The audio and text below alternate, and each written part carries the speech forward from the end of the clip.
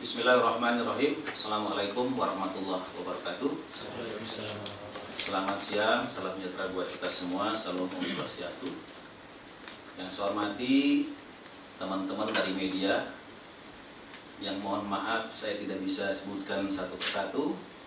Saya mengucapkan selamat datang dan selamat siang, dan juga ucapkan terima kasih teman-teman dari media sudah hadir di Markas Komando Korps Marinir berkaitan dengan penjelasan Letnan 1 Laut Kesehatan Dr. Eko Damara. Saya pada siang hari ini didampingi, di sebelah kanan saya ini ada Asinka dan Kormar, kemudian di sebelah kiri ini Kadispen, Kepala Dinas Penerangan Korps Marinir, di belakang saya ini ada Asop dan Kormar, kemudian ada Kadiskum, kemudian ada Aspes dan Kormar, kemudian ada Kadisprop dan Kormar, ada Kadiskes dan Kormar. Saya kira cukup lengkap. Jadi pada kesempatan siang hari ini, teman-teman media, sebetulnya jujur saya sampaikan, saya selaku Komandan Korps Marinir tidak ingin menyampaikan ini di media. Saya sudah berupaya, berusaha koordinasi dengan pihak keluarga untuk diselesaikan atau bermediasi secara kekeluargaan. Tetapi berjalannya waktu, karena dari pihak keluarga ini mengambil langkah menggunakan atau lewat media, padahal yang sebetulnya sebelumnya kami sudah menyampaikan lewat asinder kami, apabila ada hal-hal yang kurang berkenan, ada hal-hal yang meragukan, ada hal-hal yang belum puas, silahkan koordinasi atau datang kapanpun ke Markas Komando Korps Marinir. Tetapi rupanya ini tidak ditempuh, bahkan waktu hadir di sini pun ya, hasil investigasi saya kira beliaunya sudah baca, tetapi dengan alasan bandara terburu-buru kemudian kembali dan membuat statement seperti itu. Baik, saya selaku Komandan Korps Marinir, pada saat kejadian Letu Laut Kesehatan Dr. Eko Damara ini, yaitu pada tanggal 27 April 2024. Ini kejadiannya almarhum. Saat kejadian, saya selaku Komandan Korps Marinir dengan mendengarkan atau menerima berita almarhum, langsung saat itu juga saya perintahkan, coba cek, coba dalami, kemudian tolong sesegera mungkin, karena informasi awal yang saya terima bahwa yang bersangkutan atau almarhum masih dalam keadaan hidup. Hasil dari tim investigasi, karena saya langsung perintahkan dengan nomor dan Kormar di sini ada, nomor sprint 950 4 Romawi 2024 tanggal 28 April 2024. Artinya saya sudah melaksanakan tugas sebagai dan Kormar untuk menyelidiki, untuk melihat secara lebih detail, lebih dalam, lebih jelas, sebagai pertanggungjawaban saya sebagai Komandan Korps untuk dilaporkan ke tingkat yang lebih atas. Nah, dari hasil investigasi ini didapat keterangan seperti ini. Berdasarkan informasi awal dari Pasintel Satgas Pamtas Mobil RI PNG Yonif 7 Marinir 2023 bahwa pada hari Sabtu tanggal 27 April 2024 atas nama Letu Laut Kesehatan Dr. Eko Damara NRP 23057P, jabatan sebagai dokter Satgas Pamtas Mobil RI PNG Yonif 7 Marinir, dinyatakan meninggal dunia di Kortis Koramil Dekai Kodim 1715 Yahukimo. Sehubungan dengan hal tersebut, tadi sudah saya sampaikan, saya segera mengeluarkan surat perintah untuk melaksanakan tim investigasi untuk aksi kejadian yang sebenarnya seperti apa. Kemudian tim investigasi tersebut bertujuan, tadi sudah saya sampaikan, untuk memberikan laporan kejadian yang sebenarnya tentang sebab meninggalnya almarhum. Almarhum dari TKP dibawa ke RSUD DKI setelah dinyatakan meninggal dunia. Jenazah dibawa ke Masjid At-Taqwa untuk dilaksanakan di sana, dimandikan, kemudian dikafani, kemudian diberikan formalin yang tadi ada dokter dan para perawat di sana, kemudian juga disolatkan. Setelah itu jenazah dibawa ke Kotis untuk disemayamkan menunggu proses evakuasi. Di sini teman-teman media, ini daerah operasi, artinya gambarannya tidak seperti di Jakarta. Di sana sangat sulit sekali pergeseran dari Kotis, kemudian diangkut menggunakan helinya TNI AU, menggunakan Karakal, kemudian dibawa ke bandara umum. Dari bandara tersebut baru bisa diangkut ke Medan dengan transit di Jakarta kurang lebih 16 jam. Proses ini berjalan kurang lebih 3 hari dari mulai kejadian meninggal, karena saat di RSUD dinyatakan meninggal. Ini kami lakukan dari mulai proses kejadian, dibawa ke rumah sakit, dimandikan, dan seterusnya sampai dengan dibawa, bahkan ini dikawal oleh tim Satgas ke Medan, didampingi. Di Jakarta kami perintahkan lagi, dan Yon Kesehatan, dan Ki Kesehatan, Komandan Resimen, dalam hal ini Kolonel Yuyun, kami perintahkan ke Medan untuk mengikuti proses pemakamannya sebagaimana layaknya seorang prajurit dimakamkan. Kemudian untuk menjaga nama baik keluarga juga di sana, supaya keluarganya terhormat di depan tetangganya, di depan rekan-rekannya, dan seterusnya, kami perintahkan Unit 8 untuk melaksanakan tim deputasi di sana. Artinya kami sudah berusaha untuk menguongke atau untuk mengorangkan keluarga supaya keluarga ini di mata masyarakat, di mata tetangganya tetap terhormat. Kemudian di sana juga tetap kami dirikan tenda sebagaimana layaknya orang kena musibah. Artinya langkah-langkah ini dari awal sampai proses pemakaman kami sudah lakukan selaku Komandan Korps Marinir. Kemudian di sana juga disampaikan, barangkali dari pihak keluarga mau melihat, silakan. Itu ya, Sinter. Siap, betul. Dibuka di sana. Kemudian apakah ada permintaan lain otopsi? Tidak ada. Kemudian kita makamkan, baru setelah proses 3 hari. Siap, 3 hari. 3 hari kakak almarhum, dalam hal ini namanya Pak Dedi, datang ke Puspom ya. Siap, Puspom TNI. Ke Puspom TNI. Artinya sudah salah alamat. Tapi beliau di media seolah-olah kok diputar-putar. Tidak, karena beliau yang datangi salah. Ke Puspom TNI, kemudian baru ke Puspomal, baru ke Kormar. Di Kormar inilah ketemu dengan Asinter. Siap. Dijelaskan panjang lebar oleh Asinter bagaimana atau kronologis kejadian almarhum meninggal. Bahkan dari hasil investigasinya suruh baca, silahkan baca. Mau dipoto silahkan, gitu. Siap, betul. Mau dipoto pun silahkan. Nah, kami tidak tahu dengan alasan katanya takut ketinggalan pesawat sehingga terburu-buru dan beliaunya langsung kembali, langsung membuat pernyataan di media online. Dan handphone yang bersangkutan juga sudah kami serahkan. Artinya dari prosedural, saya selaku Komandan Korps Marinir sudah melaksanakan ini selayaknya penghargaan atau penghormatan kepada prajurit sama yang dilakukan kepada prajurit-prajurit yang lain.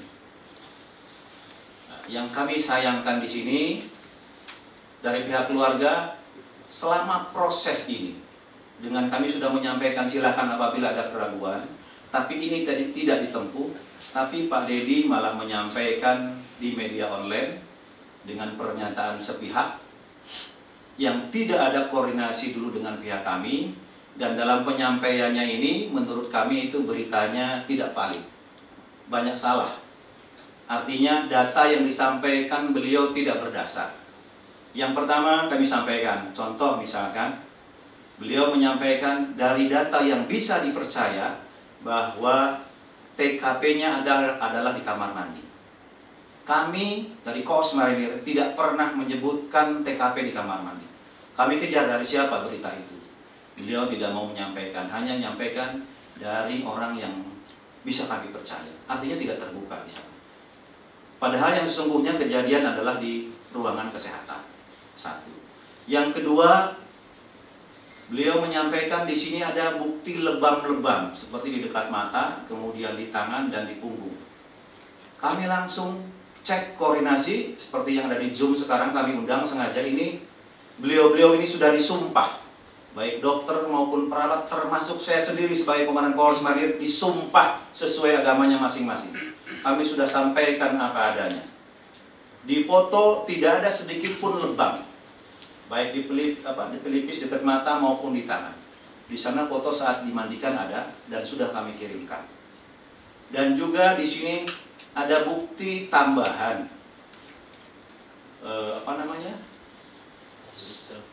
hasil digital forensik handphone yang bersangkutan. Beliau di note-nya tertulis, ada yang disampaikan di sana. Nanti apabila ditanyakan kami sampaikan dari teman-teman media apa isinya itu kami sampaikan. Tapi sementara belum kami buka dulu. Tapi di sana sudah mencatat, jadi arah-arahnya ini sudah jelas. Nah, ini sementara ini yang perlu saya sampaikan. Artinya mohon maaf dengan berat hati saya selaku Komandan Korps Marinir menyampaikan ini yang sebetulnya saya tidak ingin menyampaikan ini. Kenapa? Karena Letu Eko ini juga adalah bagian dari kami. Beliau adalah dokter yang mendukung satgas kami. Kemudian karena ada keinginan dari pihak keluarga untuk menggiring ke arah media. Karena sebelum saya ngomong di sini, mohon maaf, sebelum saya menyampaikan, kemarin sore saya sudah WA beliaunya. Pak Dedi, karena Bapak sulit ditelepon, saya telepon, tidak ada respon setengah jam. Saya WA, mohon maaf Pak Dedi, karena Bapak tidak ada respon baik. Saya sampaikan dari lewat WhatsApp. Besok pagi akan kami sampaikan hak jawab kami di media online dengan sangat terpaksa. Kenapa kami lakukan? Karena yang pertama, berita ini kurang lebih sudah 3 minggu. Kami khawatir semakin liar karena dari pernyataan beliau menyudutkan dan bahkan mohon maaf kira-kira menyalahkan dari pihak kami. Maka kami buka pada siang hari ini. Mungkin barangkali ada teman-teman media mau disampaikan atau mau ditanyakan, kami siap menjawab siang hari ini dengan fakta, data yang ada, termasuk, saya ulangi, termasuk saksi-saksi di lapangan.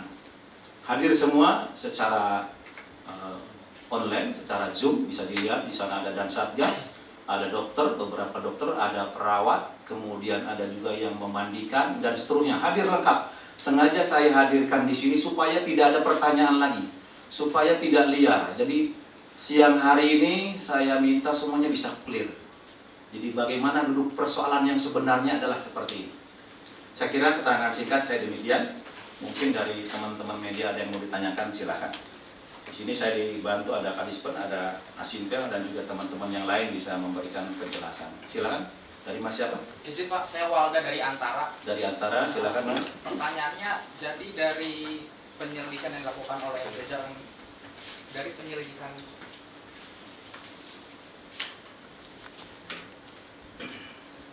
dari hasil investigasi yang dilakukan oleh jajaran marinir ini yang membuktikan bahwa korban ini melakukan tindakan bunuh diri atau sakit, itu buktinya apa yang menguatkan fakta itu Pak? Pertama, apakah ada luka lebam, luka apa segala macam yang pada akhirnya marinir menyatakan oke, ini bunuh diri. Itu pertama. Kedua, korban ini meninggalnya tuh di mana Pak? Apakah proses perjalanan tadi persisnya di mana, atau baru sampai di RSUD? Nah itu kedua. Ketiga Pak, soal yang data di digital forensik yang di handphone itu, apakah mungkin boleh di digital forensik yang di telepon genggam? Apakah itu juga menjadi bukti yang menggiring, bukti yang membawa ke kesimpulan bunuh diri tersebut? Dan kalau memang bisa diterangkan itu apa Pak? Terima kasih. Baik, terima kasih. Dari Antara Mas ya? Ya. Mungkin bisa didengar untuk yang lainnya. Tadi kami sebetulnya tidak menyampaikan bahwa almarhum ini bunuh diri, tapi ternyata teman wartawan sudah tahu duluan, kami sampaikan. Jadi pada hari Sabtu, tanggal 27 April 2024, sekitar pukul 13.02 waktu Indonesia bagian timur, Letu Laut Kesehatan Dr. Eko Damara ini datang ke ruangan kesehatan dan memerintahkan Pradamar Hasan dan Pratumar Agus yang ada di tempat tersebut untuk keluar ruangan kesehatan. Jadi di dalam itu sudah ada orang, 2 orang. Ada anggota. Di sini ada dan satgasnya. Orangnya ada? Yang di Zoom orangnya ada? Nah, itu yang berdiri. Itu orang yang dalam ruangan. Baik, terima kasih, duduk. Karena ruangan tersebut akan dibersihkan oleh Letu Laut Kesehatan Dr. Eko Damara. Kemudian pada pukul 13.04, jadi hanya sekitar 2 menit, Pradamar Hasan dan Pratumar Agus keluar dari ruang kesehatan. Kemudian pukul 13.06, hanya selang kurang lebih 2 menit, Pradamar Danu hendak memasuki ruangan kesehatan. Namun ruangan tersebut dalam keadaan terkunci sehingga Pradamar Danu meninggalkan ruangan tersebut. Kemudian selanjutnya pukul 13.07 terdengar suara letusan senjata 1 kali dari dalam ruangan kesehatan. Pada pukul 13.08, jadi hanya kurang lebih 1 menit, Serdamar Bagus Panutan mencoba melihat dari jendela karena pintunya dikunci. Mencoba melihat dari jendela, kemudian terlihat Letu Laut Kesehatan Dr. Eko Damara sudah dalam keadaan bersimbah darah dengan posisi tubuh bersandar pada dinding ruangan. Senjata SS2 varian 1 tersandar dengan posisi popor di atas paha sebelah kanan. Kemudian laras senjata SS2 varian 1 ini menyilang ke kiri, dari kanan ke kiri, ke atas dada, dan tangan kanan masih memegang pistol grip. Artinya dari paha geser ke sini, larasnya di sini. Ditempelkan. Kemudian pukul 13.10, Letu Laut Kesehatan Dr. Eko Damara dibawa oleh anggota kesehatan. Pada pukul 13.09, Prakamar Pasa dan Pratumar Agus mendobrak ruang kesehatan yang terkunci bersama Koptumar Rusmanto. Kemudian didapatkan Letu Laut Kesehatan Dr. Eko Damara sudah dalam keadaan bersimbah darah dengan posisi yang sudah disampaikan pada poin E tadi. Kemudian Serdamar Andika masuk ke ruangan kesehatan dan langsung mengamankan senjata. Kemudian diikuti KLS APM Hakim, Pradamar Hasan, Prakamar Pebriko, dan Letumar Aditya Warman yang langsung memberikan pertolongan pertama kepada Letu Laut Kesehatan Dr. Eko Damara yang saat itu masih dalam keadaan hidup atau bernyawa. Jadi saat itu masih hidup. Kemudian segera dibawa pada pukul 13.10, Letu Laut Kesehatan Dr. Eko Damara dibawa oleh anggota kesehatan dengan menggunakan kendaraan taktis, didampingi dan Satgas Letkol Alek Zulkarnain yang sekarang ada di Zoom, Pasintel Satgas Letumar Andi Subagio. Kemudian pukul 15, saya ulangi, pukul 13.15, Letu Laut Kesehatan Dr. Eko Damara tiba di RSUD DKI dan langsung mendapatkan penanganan medis oleh Dr. April, dokter jaga RSUD DKI. Mana Dr. April? Nah, Dr. April ada di sampingnya, itu kelihatan. Terima kasih Dr. April. Kemudian pukul 13.38 dan Satgas kembali ke titik kuat Kotis DKI dengan menggunakan kendaraan taktis Kia. Kemudian pukul 13.42 dan Satgas melaporkan kejadian tersebut kepada satuan atas. Kemudian Wadah Satgas Mayor Marinir Haryono tiba di RSUD DKI untuk memonitor perkembangan kondisi Letu Laut Kesehatan Dr. Eko Damara. Dan pada pukul kurang lebih 14.00 waktu Indonesia Timur, Dr. April, dalam hal ini dokter jaga RSUD DKI, menyampaikan bahwa Letu Laut Kesehatan Dr. Eko Damara tidak tertolong dan dinyatakan meninggal dunia. Betul ya Bu Dokter? Ya, terima kasih. Jadi apa yang disampaikan betul ya Dok? Kemudian, betul ya Dok? Ya, betul Pak. Terima kasih. Kemudian jenazah dibawa ke Masjid At-Taqwa DKI Yahukimo dipimpin oleh Wadan Satgas, dalam hal ini Mayor Marinir Haryono, untuk melaksanakan tadi sebagaimana orang Islam. Di sini ada dimandikan, dikafani. Kemudian karena ini mau dibawa jauh, maka dilakukan formalin serta lain-lain yang sifatnya menurut medis dinyatakan penting. Ini yang memformalinnya, coba mungkin angkat tangan. Ya. Sama yang, ya, terima kasih. Mas siapa nih? Nama saya Bang Sejauh. Baik. Perawat di Bukit.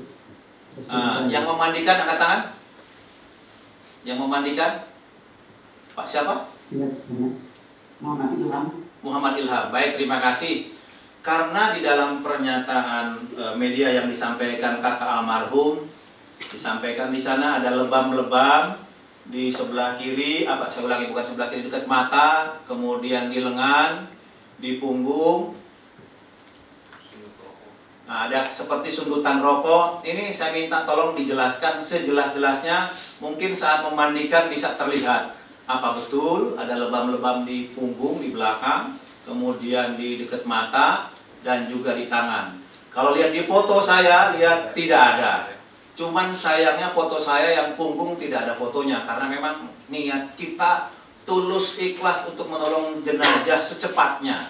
Nah, ini sekarang saksi mata untuk menyampaikan, biar dari pihak keluarga jelas. Katanya pihak keluarga ingin seterang-terangnya. Jadi mohon saksi mata yang ada di lokasi sampaikan pada siang hari ini, tadi yang saya sampaikan, betul nggak ada lebam-lebam? Coba silakan dijawab, Mas. Ya. Pada saat kami memandikan jenazah beliau, kami tidak melihat adanya seperti yang disebutkan tadi, seperti lebam dan bekas sundutan rokok. Baik, jadi tidak ada lebam, baik di kepala maupun di tangan maupun di punggung, Pak ya? Betul? Tidak ada, Pak. Tidak ada, baik. Yang kami lihat. Terima kasih. Bapak disumpah atas nama Tuhan, Pak ya? Iya. Ya, terima kasih. Kemudian saya dapat informasi kemungkinan lebam ini diakibatkan karena proses yang 3 hari, pengaruh dari penyuntikan formalin. Nah, ini saya mungkin mohon keterangan dari Pak Dokter atau yang menangani ini. Dimungkinkan dari situ, gimana? Bisa diberikan keterangan, Dok? Iya, terima kasih Bapak. Jadi memang saya juga salah satu yang masuk ke ruangan pada saat Dr. Eko mendapatkan tindakan, dan pada saat saya ada di dalam ruangan tindakan, posisi memang baju Dr. Eko memang sudah terbuka, tapi celana memang masih terpakai gitu. Nah, sejauh yang saya lihat memang bukan saya yang menangani pada saat itu, tetapi karena saya cukup dekat dengan Dr. Eko dan memang saya datang di sana melihat kondisi Dr. Eko, dan yang saya lihat memang tidak ada lebam dari tampak yang di depan gitu. Jadi sama sekali tidak ada lebam. Tangan pun ini bersih, tidak ada lebam apa-apa. Semua yang saya lihat itu badannya Dr. Eko apapun bersih seperti itu. Nah, untuk memang yang kondisi yang ada di belakang, memang kami tidak melihat, karena memang kami tidak berpikir untuk bahwa apakah memang akan ada lebam atau apa, memang kami tidak melihat seperti itu. Ya, kami hanya fokus pada pemeriksaan yang ada di depan seperti itu. Nah, untuk kemungkinan lebam mayat, karena memang ini prosesnya sudah sejak tanggal 27, mungkin sampai di Medan kalau tidak salah tanggal 29. Nah, proses ini memang sudah berjalan seperti itu. Jadi keempat muncul karena posisi dalam kondisi Dr. Eko tidur telentang seperti itu. Nah, untuk Pak Menteri Anies atau Pak Menteri yang melakukan formalin, mungkin saya sampaikan bahwa yang bersangkutan juga bisa menjawab di lokasi mana saja dilakukan penyuntikan formalin.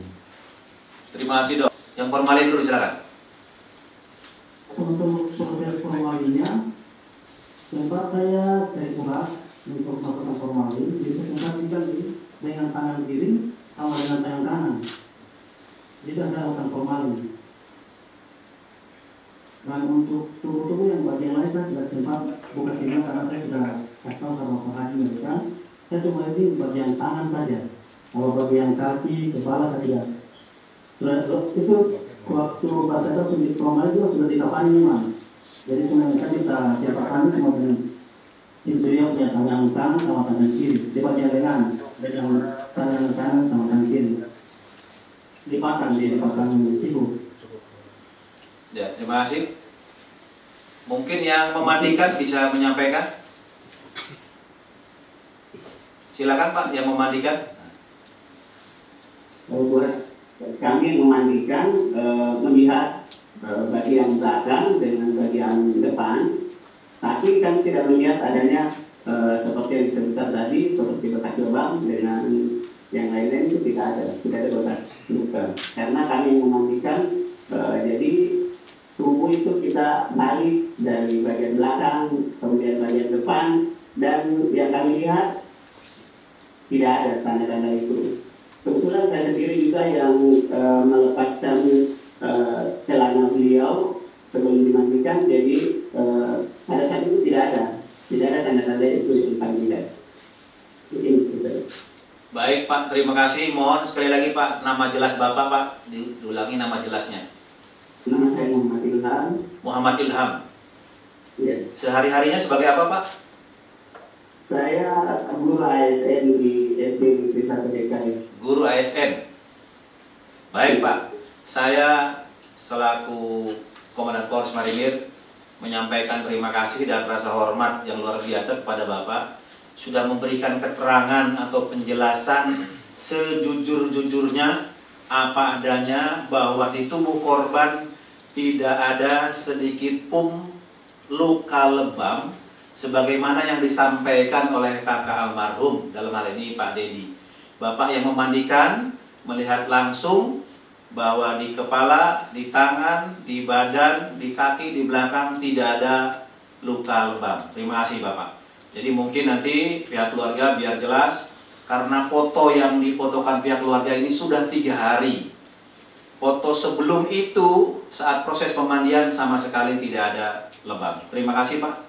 Baik, untuk yang digital forensik kami sampaikan di sini sekali lagi. Saya sampaikan sekali lagi. Saya sebetulnya tidak mau membuka ini, tapi karena Pak Dedi di WA saya masih ada. Silahkan Mbak, silahkan Pak, sampaikan apa adanya supaya terang benderang. Dan ini hak jawab kami karena teman-teman dari wartawan pun pasti dengan 3 minggu ini kenapa Korps Marinir diam. Kami sampaikan diamnya kami ini adalah untuk menjaga marwah atau martabatnya keluarga. Bisa dibayangkan bagaimana seorang keluarga atau suatu keluarga mendengar putranya meninggal karena bunuh diri. Apalagi bunuh dirinya karena apa? Akan lebih kecewa. Kami menyampaikan ke Mabes, dalam hal ini meninggalnya karena malaria akut. Sehingga keluarga lebih terhormat. Kemudian almarhum juga wibawanya tetap ada di mata teman-temannya, di mata keluarga, di mata tetangga dan lingkungan yang ada. Sebetulnya kami ini sudah berupaya seoptimal mungkin untuk menjaga marwahnya keluarga, menjaga marwahnya almarhum, karena almarhum adalah bagian dari kami. Tapi dengan terpaksa kami lakukan ini karena pihak keluarga, dalam hal ini Pak Dedi, membuka lewat media, padahal kami berusaha untuk mediasi lewat telepon atau lewat WhatsApp sehingga nama keluarga ini tidak terbawa-bawa, malunya dibuka di forum. Baik, tadi karena dari teman-teman wartawan ingin menanyakan hasil digital forensik yang ada di HP-nya. Ini di HP-nya disebutkan, beliau di note-nya menuliskan ini. Bisa didengar, nanti bisa di zoom juga, saya bacakan dulu. Pertama, harapan untuk berkeluarga tidak ada. Harapan untuk sekolah tidak ada. Harapan dianggap baik tidak ada. Harapan ada tempat di instansi tidak ada. Harapan ada tempat di satuan tidak ada. Harapan diterima orang-orang sekitar tidak ada. Lalu apalagi yang mau diharapkan kalau tidak mati. Jadi memang sudah putus asa mau mati. Lanjut. Nah ini hakim yang mana atau hakim di Satgas ada yang tadi yang namanya hakim ini apa Ustaz? Betul hakim ini? Ini barohnya? Bintara Rohani bukan? Siap mungkin. Oh berarti dari kamu, oke. Berarti nyambung. Saya bacakan. Ya duduk lagi silakan. Berarti Pak dari kalimat kamu yang menyampaikan dari Ustadz. Terima kasih Ustadz Hakim atas ceramahmu siang tadi. Mungkin ada betulnya saya zolim, tapi tidak sedikit pun terlintas di kepala saya buat minjam tapi nggak ada niat bayar. Tapi nggak apa-apa, saya tahu arah ceramahmu hari ini ke seluruh orang. Wajar kamu menelanjangi aib-aib saya. Saya mohon maaf buat orang-orang saya zalim. Saya masih belum mampu membayar. Kalau hidup saya lanjutin, yang ada saya semakin zalim dan nggak berguna. Sebagai seorang perwira, saya sangat memalukan dan tidak berguna.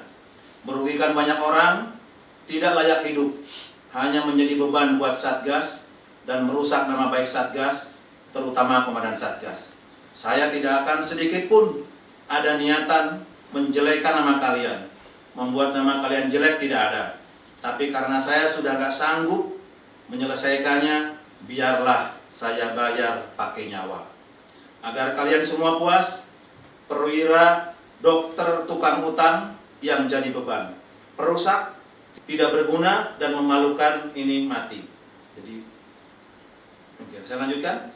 Dan mempertanggungjawabkannya di akhirat, karena di duniawi dia sudah tidak mampu. Allah, aku percaya Engkau adalah Tuhan yang Maha Esa.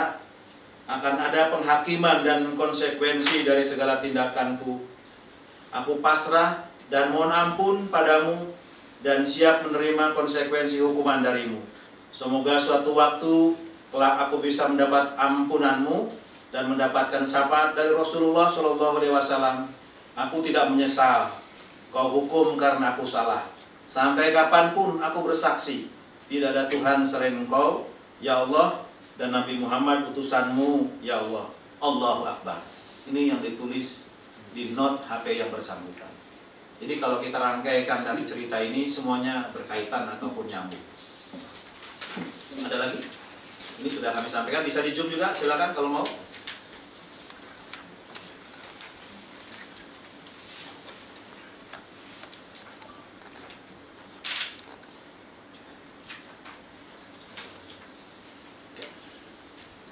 Kemudian ini yang berikutnya juga masih ada.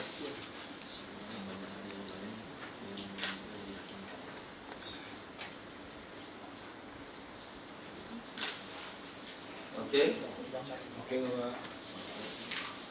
Masih ada.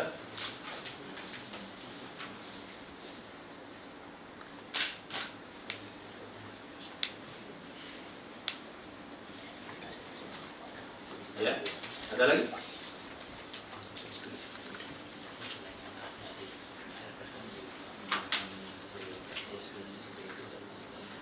Baik, saya lanjutkan.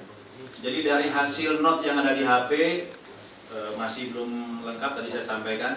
Di HP-nya pun masih banyak browsingan almarhum. Di sana googlingnya itu bagaimana cara mati dengan cepat, cara mati dengan tidak tidak sakit. Ini banyak sekali googlingannya.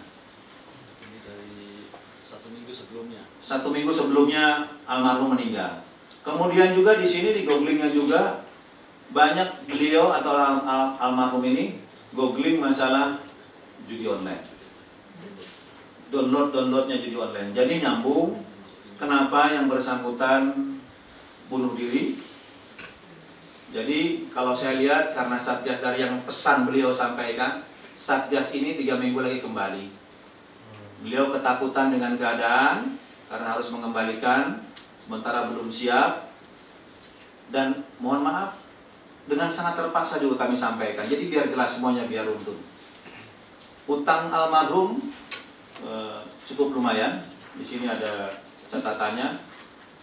Dari teman-temannya waktu di kedokteran juga ada, sesama dokter ada 2. Kemudian dari teman-teman Satgas juga ada, dari Bang Beri ada, Bang Wori juga ada.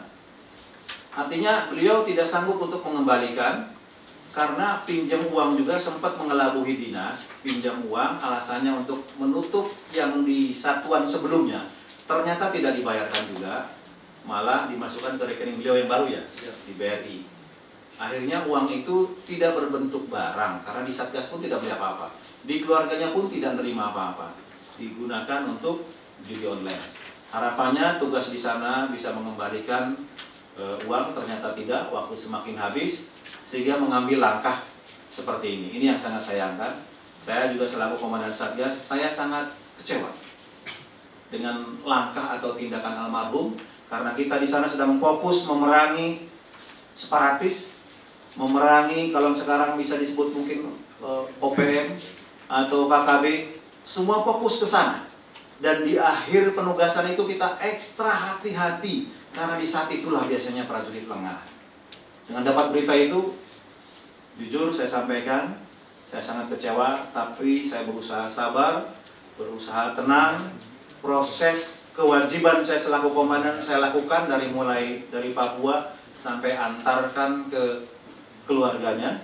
Di sana komandan resimennya hadir, Kolonel Yujun, Danjun Kesehatannya hadir, disampaikan di sana, bahkan tim deputasi dari Batalon 8 saya hadirkan supaya di tetangga tidak ada pertanyaan yang membuat keluarga malu. Tetap saya jaga itu, sekalipun saya kecewa.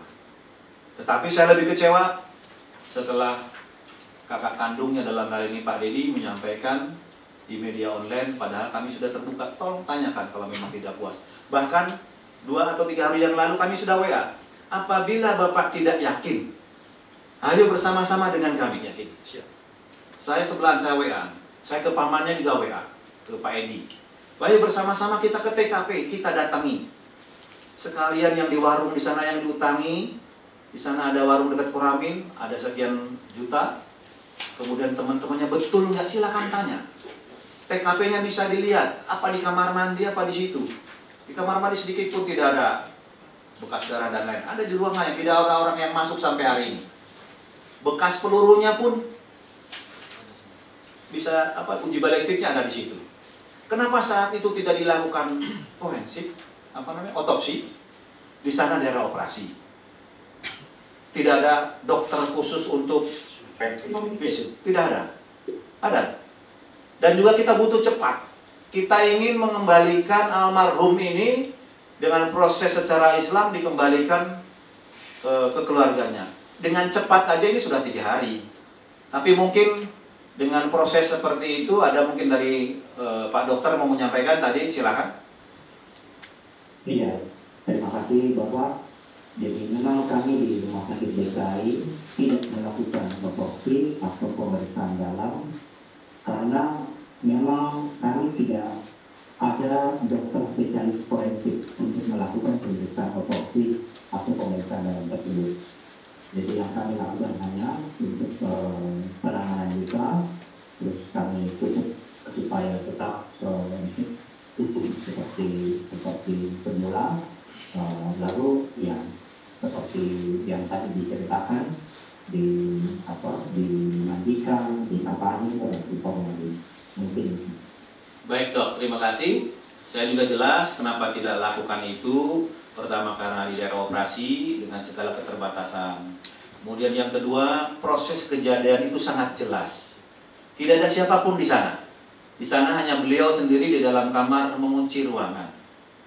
Setelah kejadian 1-2 menit baru anggota mendobrak pintu dan sebagian ada yang lihat dari jendela. Sudah jelas. Kemudian saksi mata di sana tuh setelah dibuka pun jelas. Senjata masih ada dipegang di situ. Istilahnya jelas semua.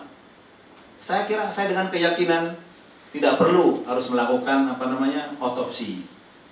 Kecuali mungkin di Jakarta kejadian biasa, silakan, atau mencurigakan. Menurut saya sudah sangat jelas sekali.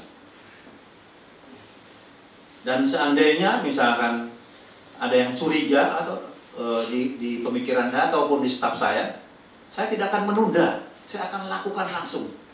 Karena semua keterangan yang ada di lapangan hasil tim investigasi menyampaikan 99,999% bunuh diri. 1% kenapa saya tidak sebutkan 100%? Karena pas saat nembaknya memang tidak ada yang dilihat dari mata. Karena dari bukti yang ada, teman-teman yang lain di depan pos saat letusan itu ada. Dan langsung menuju pos, tidak ada orang lain. Dan dari peluru yang ada, kalau ketembak musuh atau ketembak temannya, misalkan lurus dari sini keluar dari sini, mungkin ditembak, atau dari sini mungkin ditembak. Ini dari bawah ke atas. Nembaknya gimana? Beliau misalkan lagi duduk, yang mau nembak tiarap dulu, kan tidak mungkin. Masa mau ada depan ini duduk, ini tiarap? Tidak mungkin, tidak logis gitu. Ini dari kacamata militer atau kacamata kita selaku yang ada di lapangan, saya kira lebih sudah jelas, sudah gamblang kenapa bisa seperti ini. Jadi mungkin kalau tidak tahu, tadi karena hanya melihat ada lebam, oh kenapa ini, tadi jelas dokter sudah menjelaskan, yang membandingkan sudah menjelaskan, lihat langsung depan, belakang, kepala, tidak ada sedikit pun lebam, bersih semuanya. Jadi sekali lagi saya diam kurang lebih 3 minggu, tetapi diamnya saya tetap mediasi dengan keluarga, bagaimana mencari yang terbaik, karena saya tetap yakin almarhum adalah bagian dari saya dan menjaga marwah keluarga di mata tetangga ataupun lingkungan yang ada. Kira-kira begitu teman-teman dari media. Mungkin ada yang lagi? Oh, silakan. Siapa dulu? Monggo. Saya Valen dari Kompas TV, Pak. Dari Kompas TV, silakan. Iya, Pak. Jadi ini tadi sudah sebagai penegasan saja, berarti sudah bisa disimpulkan dengan segala hal yang terjadi, termasuk juga dengan proses investigasi yang dilakukan. Korban ini melakukan bunuh diri karena depresi. Betul. Atau seperti apa, dan kemudian tadi juga sudah berdasarkan analisis terkait dengan hutang-hutang yang sudah dihitung, sebagaimana itu totalnya hingga berapa, dan itu digunakan untuk apa saja sehingga sampai segitu. Kemudian berarti beberapa waktu lalu ketika disampaikan pihak keluarga itu minta dilakukan uji balistik. Berarti ini sudah diupayakan atau belum? Begitu. Baik. Terima kasih.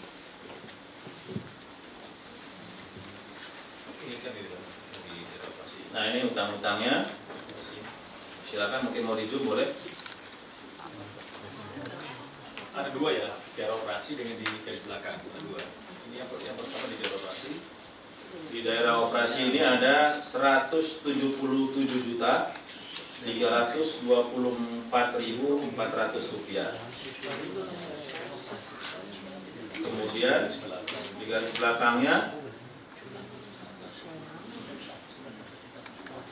ada 641.702.638 rupiah. Total keseluruhan utang almarhum 819.27.038 rupiah. Ini utang-utangnya almarhum. Mohon diulang, Pak. Saya ulangi. Totalnya almarhum. Totalnya almarhum 819.26.000. Saya ulangi, 819.27.038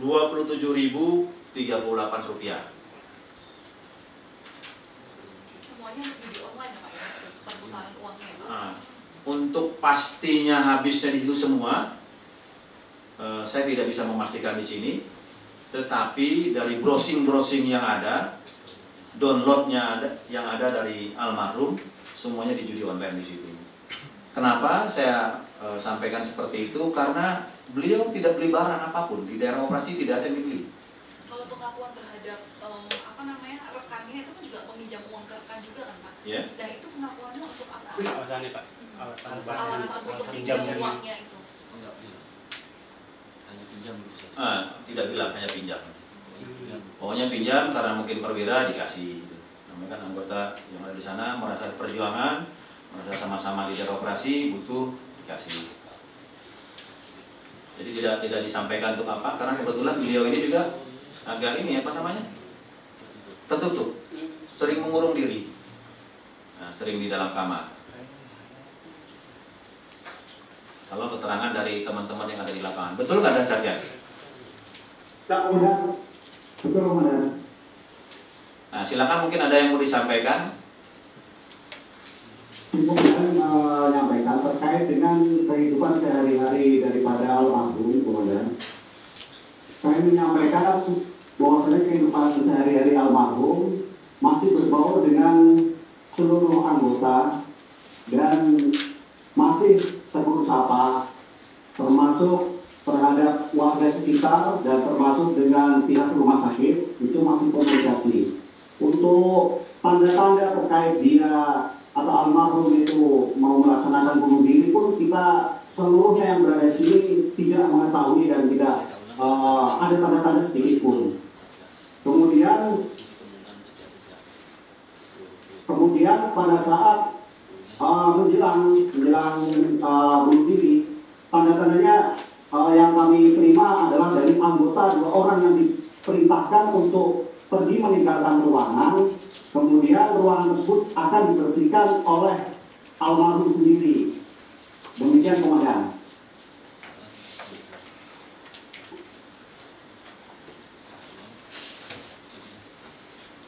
Baik, terima kasih Komandan Satgas. Jadi gitu Mbak ya. Kemudian yang masalah uji balistik sudah dilakukan di sana dengan intern kita yang ada di sana. Ini bisa dilihat di gambar oleh pasintelnya Satgas. Termasuk ada di sana paku yang tertembak ya di dinding. Ya betul paku. Betul. Ini gambarnya seperti ini. Jadi dari bawah arah peluru kemana ini sudah jelas di sini.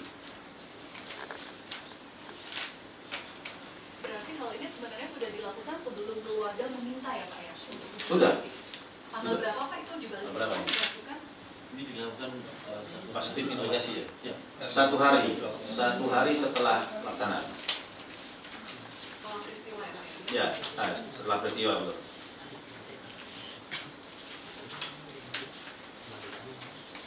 Yang belum dilaksanakan otopsi. Tapi saya sudah mempersilahkan kepada keluarga kalau mau otopsi silakan. Karena waktu di sana tidak ada permintaan, setelah 3 hari baru meminta otopsi. Saya silakan kalau mau otopsi. Ya, ini tambahan dari uji forensiknya, digital forensiknya HP almarhum. Istilahnya beliau sudah mempelajari bagaimana belajar mati, gitu. Mati cepat, mati tidak terasa, dari googlingnya ada. Sekali lagi sebetulnya kami tidak ingin menyampaikan seperti ini, tapi supaya berita ini tidak simpang siur, tidak kemana-mana, karena seolah-olah kok marinir diam saja. Tidak, kami berusaha koordinasi lewat bawah, koordinasi dengan WA karena tidak mau ngangkat telepon, koordinasi telepon ke pamannya kami minta tolong sudah, WA ke pamannya sudah, tolong disampaikan ke Pak Dedi. Pamannya menyampaikan, kalau saya mungkin terima, tapi keputusan ada di tangan Pak Dedi dan keluarganya. Saya sudah lakukan itu, artinya upaya-upaya untuk kebaikan semua sudah kita tempuh. Karena sekali lagi, saya nyampaikan ini dengan sumpah, jabatan saya dengan sumpah, saya pun tidak mungkin mengkhianati sumpah saya atau apalagi di sini menjelekan prajurit saya yang gugur. Justru saya menjaga nama keluarganya supaya tidak malu. Tapi kami tidak tahu caranya Pak Dedi seperti ini, atau mungkin ada kepuasan tersendiri, kami tidak tahu. Yang pasti kami sebetulnya tidak ingin langkah ini ditempuh. Untuk itu ada izin pimpinan, kami izin dulu ingin melaksanakan press conference ini. Kami sampaikan apa adanya supaya dari teman-teman media juga lebih jelas. Kira-kira demikian. Ada lagi mungkin? Komandan izin menegaskan dulu, Ya, Komandan. Izin menegaskan Rifki dari FIFA. Rifki dari FIFA. Dari FIFA. Siap. Ya. Ingin menegaskan untuk posisi penembakan sendiri yang dilakukan oleh almarhum itu sendiri, posisi pelurunya dari sisi pipi sebelah kanankah menembus ke kepala atau seperti apa? Mungkin sudah ada hasil pemeriksaan di awal. Dok, silakan dok. Posisinya itu dari peluru yang bekas ada di kepala dari sebelah mana, keluar dari sebelah mana? Nah ini dokter yang menjelaskan, bukan saya lebih jelas lagi, jadi posisinya lebih ketahuan. Dari mana keluar pelurunya di mana? Silakan. Kan bolongannya kelihatan tuh. Pas masuk aja Pak ya, saya jelaskan dari awal. Ya, silakan dok. Pasien atau almarhum dari Tuan Eko Dananda masuk ke UGD diantar oleh anggota sekitar pukul 13.20 WIB dengan luka tembak pada bagian kanan, dan pada bagian kepala kiri. Kemudian ada pendarat aktif di kepala bagian kiri, disertai dengan adanya pecahnya pada tempurung kepala bagian kiri, Pak. Sementara untuk masuknya arah peluru itu di bagian kanan. Jadi dari sebelah kanan keluarnya dari sebelah kiri tempurung ya? Iya Pak. Tempurung kepalanya sempat sedang. Nah ini yang dari keluarnya dari sebelah kiri atas keluarnya. Bisa dilihat? Iya itu Pak. Betul ini dok ya? Iya Pak, betul Pak. Nah ini jebol di atas, bagian atas. Atas kiri, jadi nembaknya dari sebelah kanan agak bagian bawah, miring. Karena posisi senjata kan berdiri tuh. Betul Pak. Betul ya? Kalau keliru saya ini disampaikan. Ini fotonya mana lagi? Foto yang dari ini. Kemudian ini posisi di ruangan juga ada. Gambar di ruangan. Jadi memang semua bercak ada di ruangan, bukan di kamar mandi ya. Ini di ruangan, masih belum dibersihkan ya ada. Nah ini saat saat berada di rumah sakit masih dibuka. Di sini fotonya bersih badannya.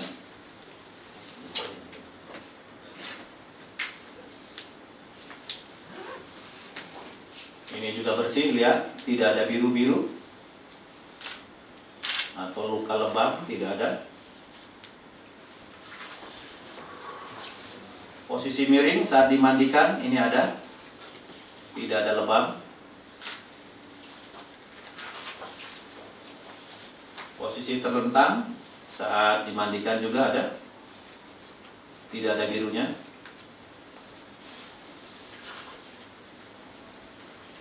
Ini saat dikafani.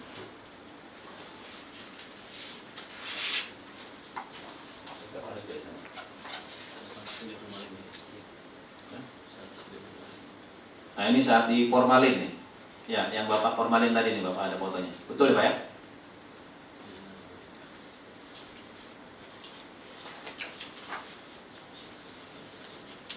Ini saat proses pergeseran sudah masuk ke dalam peti.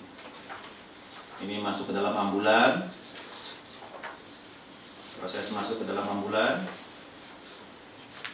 Pergeseran.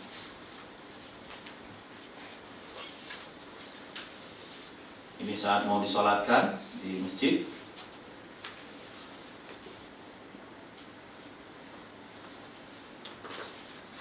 Ini saat sholat. Jadi mohon maaf, kami pun sudah memperlakukan sebagaimana aturan yang ada di agama Islam.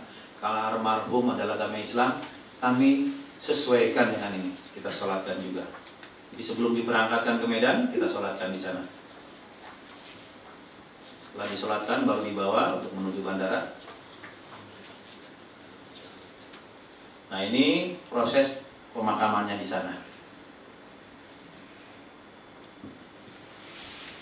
Bisa lihat bertaburannya barek umur di sana cukup banyak. Artinya menjaga marwah keluarga kita utamakan. Perhatian dari Polres Marinir buat keluarga almarhum kita jaga. Ini bisa lihat dari fotonya banyak sekali. Hanya ada satu yang kami mohon maaf di sini, ini proses pemakaman tidak dilakukan dengan upacara militer. Kenapa demikian? Karena tadi ini sudah ada ketentuannya, sudah ada aturannya. Apabila meninggalnya dalam keadaan bunuh diri, maka tidak dilakukan upacara militer. Nah ini kami lakukan. Tapi walau demikian, tadi berusaha disampaikan, kami tetap menjaga marwahnya keluarga sekalipun tidak ada upacara militer. Pasukan deputasi, teman-temannya di sana semua proses pemakamannya hadir. Bahkan di rumah duka kita dirikan tenda. Artinya tidak ada yang dikurangi, hanya satu yang kami kurangi di sana. Satu proses, karena itu aturan. Ada skepnya mungkin mana? Aspes? Di halaman 17 di sini peraturan Kepala Staf Angkatan Laut. Sebab pemberhentian dengan tidak hormat. Di sini di poin F, melakukan percobaan bunuh diri atau bunuh diri dengan maksud menghindari penyidikan, tuntutan hukum, atau menghindari tugas yang dibebankan kepadanya. Ini perlakuannya tidak dilakukan upacara militer. Kemudian ini dasar juga yang dari Panglima TNI, setiap prajurit TNI atau purnawirawan TNI dan personil lainnya milik tanda kehormatan ini berupa bintang yang meninggal karena bunuh diri atau melakukan tindakan pelanggaran hukum tidak berhak mendapatkan pemakaman secara militer. Jadi saya sampaikan sudah jelas, aturan dari Panglima TNI ada, aturan dari Kasal juga ada. Itu yang kami lakukan, mohon maaf, tetapi tetap kita menghargai keluarga. Pembicaraan per telepon kami dengan pamannya beberapa hari yang lalu, pamannya meminta kepada kami, Pak Komandan atau Mas Hendy, bisa nggak nih kira-kira almarhum ini dimakamkan secara militer, karena kami ini warga sudah menunggu semua di sini, sudah banyak, bla bla bla bla kira-kira. Nah, mungkin kami kurang tahu tujuannya untuk apa. Kami sampaikan, Pak, mohon maaf, karena secara aturan tidak diizinkan atau tidak diperbolehkan dilaksanakan pemakaman secara militer. Kami sampaikan seperti itu, jadi mohon maaf sama sekali. Dan juga almarhum sudah dikuburkan, masa kami gali lagi diadakan upacara militer. Jadi kalau demikian, Pak, coba akan kami sampaikan ke pimpinan untuk upacara militer, tapi kayak tidak mungkin, semua sudah terjadi dan juga aturan jelas seperti ini. Kami tetap menghargai apa keinginan dari keluarga dengan tidak langsung mematahkan, maksudnya nggak bisa, nggak bisa. Kami tetap santun menyampaikannya. Saya kira sudah jelas, Pak ya? Siap. Boleh. Dua lagi juga boleh. Monggo, silakan. Yogi, Pak, dari CNN Indonesia. Silakan. Pak, menegaskan sedikit aja. Tadi berarti kalau dari investigasi dan dari not-not tadi itu bisa dibilang motifnya ini karena masalah pribadi hutang tadi ya, Pak? Betul. Kalau disimpulkan, saya kira teman dari media lebih pinter lah. Disimpulkan dari rangkaian ini, arahnya kira-kira ke sana. Pak izin, ya, Denny dari Tribun. Dari Tribun, silakan. Menanyakan tadi nominalnya sempat disebutkan jumlahnya hampir mencapai 1 miliar. Ya. Apakah nominal tersebut disampaikan juga kepada pihak keluarga? Dan kalau memang misalnya itu disampaikan, bagaimana reaksi dari keluarga almarhum? Terus kemudian yang kedua, kan tadi Pak Komandan juga mempersilahkan jika memang akan dilakukan otopsi setibanya di kampung halaman, dan itu apakah sudah ada tanggal atau kapan itu otopsi dilakukan, dan apakah dari Korps Marinir mendampingi dari proses otopsi tersebut? Terima kasih. Tadi yang pertama apa, Mas? Nominalnya disampaikan ke keluarga. Saya secara pribadi saya tidak menyampaikan ke pihak keluarga. Cuman mungkin dari staf intelijen menyampaikan. Sudah disampaikan ke Pak Dedi. Sudah disampaikan ke Pak Dedi, nominal jumlah utang almarhum kurang lebih ya mendekati angka 1 miliar. Sudah disampaikan. Kami perintahkan untuk baca sendiri. Nah, disampaikan untuk baca sendiri mana. Yang kedua masalah tadi otopsi. Rencana otopsi mungkin. Kalau dari keluarga ingin, ya silakan ditembus. Mau otopsi silakan.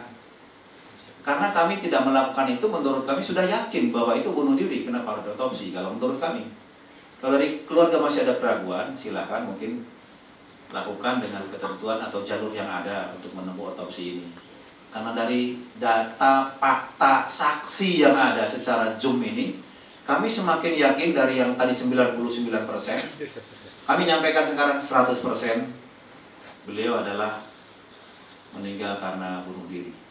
Karena ini dokter, ada 3 dokter, saya lebih yakin, ada yang memandikan, kemudian ada yang mengafani, ada komandan satgas, ada saksi, ada ustadz yang memberikan ceramah yang ditulis di dalam notnya itu juga. Kami tadinya bingung, ini Ustadz Hakim ini siapa? Ternyata ada di sini Ustadznya, terima kasih. Jadi Saya kira pihak keluarga kalau mendengar atau melihat ini akan lebih jelas, lebih gamblang, lebih terbuka seperti yang diinginkan oleh pihak keluarga, dalam hal ini Pak Dedi, sesuai dengan WA yang diberikan kepada saya. Silakan Pak, kalau memang mau disampaikan itu hak jawab Bapak. Jadi sekarang saya gunakan hak jawab saya supaya berita ini dari teman-teman tidak semakin liar, jadi jelas. Jelas Mas ya? Jelas. Ada yang belum jelas? Oh, silakan, Mbak dulu lah. Ayo, monggo. Saya Denti Pak dari Harian Kompas. Saya mau minta Harian Kompas ya. Saya mau minta tanggapan Bapak, kan ini agak ironis ya Pak melihat mendengar penyebab kematiannya almarhum gitu, sedang bertugas tapi kemudian terlibat banyak hutang dan itu digunakan untuk judi online salah satunya gitu. Apa tanggapan Bapak soal ini? Dan yang kedua, kedepannya tuh harus gimana Pak? Apakah kemudian akan dilarang di anggota atau memang sebelumnya tuh Bapak udah sering larang atau gimana sih Pak gitu? Makasih. Baik, terima kasih. Mbak siapa nih? Mbak Denvi. Terima kasih Mbak. Kita sedang memerangi ini. Saya pun baru landing di Soekarno-Hatta setelah menjelaskan ini. Artinya, dengan tindakan seperti ini, para komandan sudah tidak bosan-bosannya menekankan ini. Sehingga dengan adanya ini pesan moral buat seluruh prajurit dan juga mungkin yang lain. Pinjam online atau judi online bukanlah solusi untuk menyelesaikan masalah. Tolong berpikir 2-3 kali, karena kalau sudah pinjam online dikejarnya kemana-mana, betul nggak? Pihak keluarga semua diteleponin, diancam gitu. Nah kalau pinjam online itu, apalagi dipakai judi online, harapannya dapat kembali, ternyata semakin masuk ke dalam, semakin penasaran, semakin habis uangnya karena judi online. Ini kita sedang memerangi ini. Dan ini saya sudah tugaskan, sudah saya perintahkan pada para komandan, dicek saat apel tertentu, periksa HP-nya. Ini memang penyakit karena maraknya teknologi sekarang ini. Mungkin karena ingin instan semuanya, tetapi langkah yang ditempuhnya adalah keliru. Terima kasih Mbak diingatkan, ini adalah pesan moral buat saya sendiri dan juga prajurit-prajurit saya yang ada di lapangan untuk berpikir mungkin 7-10 kali apabila mau ada pinjaman online sekalipun, semuanya kayaknya serba mudah, tanpa syarat silahkan meminjam. Ingin kembali cepat, nah ini langsung judi online. Karena dari cerita ini yang ada, bank ini belum dilunasi, yang Bank BRI ya, BRI belum dilunasi, pinjam ke Bank Wori, harapannya dari Bank Wori untuk menutup bank di BRI. Tidak dilakukan juga. Ternyata pinjaman Bank Wori tidak berbekas juga. Kemana? Dari download yang ada itu, ada download judi online berulang-ulang. Yang BRI-nya tidak dilunasi, sampai sekarang masih ada. Padahal pinjamannya tertulisnya itu pinjam untuk melunasi. Betul Pak ya? Untuk melunasi Bank BRI. Di satuannya awal itu sebelum masuk di jajaran tempat saya, sudah meninggalkan utang. Teman kuliahnya di kedokteran 2 orang ditinggalin utang juga, dan nilainya cukup fantastis. Ada 1 orang yang nilainya 400 lebih ya. Siap. 1 orang temannya 400 lebih, 1 orang lagi yang cap dokternya digadaikan. Ya betul. Capnya digadaikan. Bayangkan ya coba. Digadaikan.